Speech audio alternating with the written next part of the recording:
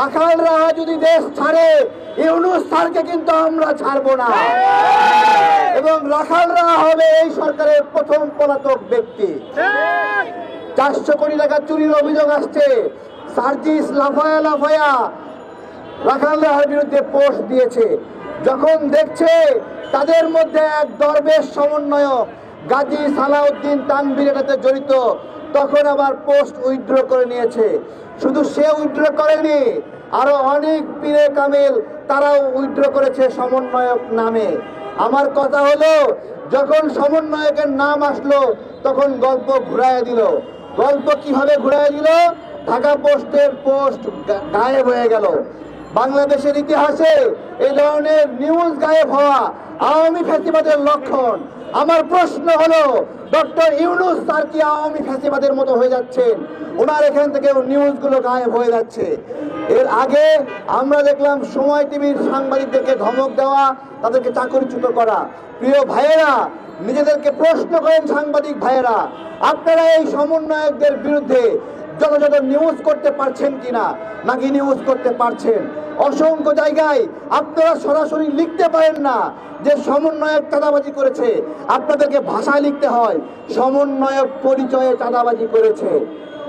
তার মানে সমন্বয়ক শব্দটা সরাসরি লিখতে আপনারা পারেন না। আপনারা সাহস করে লেখেন, দেখবেন বাংলাদেশের মানুষ এই সমন্বয়ক নামের ভুয়া আন্দোলনকারীদেরকে দৌড়ের ওপর রাখবে। কেন বললাম ভুয়া আন্দোলনকারী?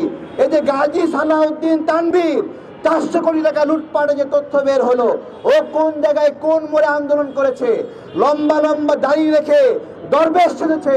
ও তো আরেক দরবেশ সালমান এফ রহমান এই সময়ে এসে লুটপাট করছে। ওরা বলে ওদের দাদাদের নাম নাকি প্রকাশ করা যাবে না। কেন নাহিদ সাহেব, দাতার নাম কেন প্রকাশ করবা না? দাতার নাম প্রকাশ করলে বসুন্ধরা গ্রুপের নাম বের হয়ে আসবে। দাতার নাম প্রকাশ করলে রূপায়ণ গ্রুপের নাম বের হয়ে আসবে। দাতার নাম প্রকাশ করলে সিটি ব্যাংকের নাম বের হয়ে আসবে, সিটি গ্রুপের নাম বের হয়ে আসবে। দাতার নাম প্রকাশ করলে মেঘনা গ্রুপের নাম বের হয়ে আসবে।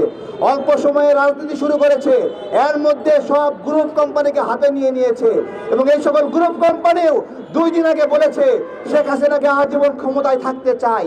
আজকে শেখ হাসিনার অনুপস্থিতিতে এরা সিদ্ধান্ত নিয়েছে গণতান্ত্রিক প্রক্রিয়ায় দেশ ফেরার পরিবর্তে সমন্বয়কদের হাতে থাকলেই ওদেরকে কিছু খাওয়ায়ে লুটপাট করতে পারবে।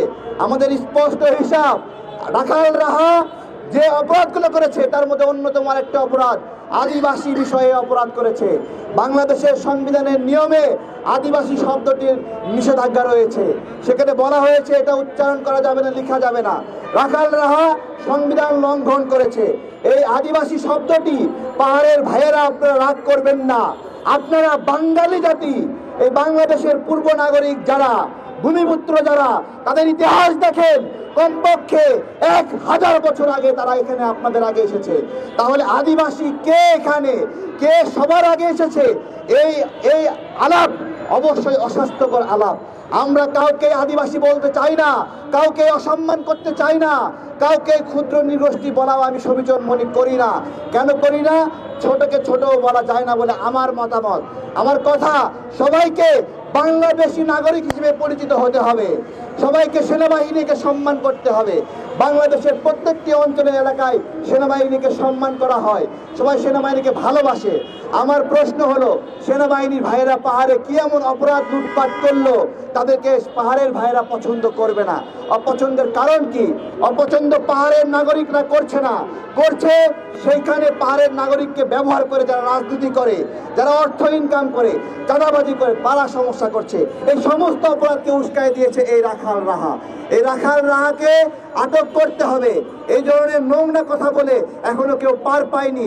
আমাদের প্রশ্ন, রাখাল রাহা কেন পার পাবে?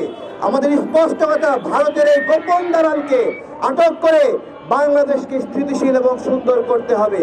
আমাদের স্পষ্ট কথা কি? আটক করতে হবে। আটক আটক আটক চাই, আটক আটক আটক হবে। ধন্যবাদ সবাই।